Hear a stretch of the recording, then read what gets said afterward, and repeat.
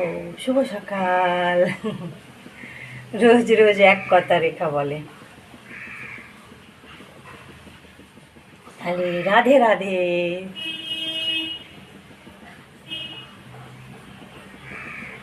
রান্না বসিয়ে দিয়েছি, খুব তাড়াহুড়ো আছে, মেয়ে বেরোবে, আমি দোকানে যাব, টিফিন বানাবো, দুপুরের খাবার আছে, সব রেডি করতে হবে। খুব তাড়াহুড়ো থাকে, তার মধ্যে ভিডিও করা খুব কমই হচ্ছে এখন, এত তাড়া থাকে। দোকান থেকে আস্তে আস্তেও দেরি হয়ে যাচ্ছে,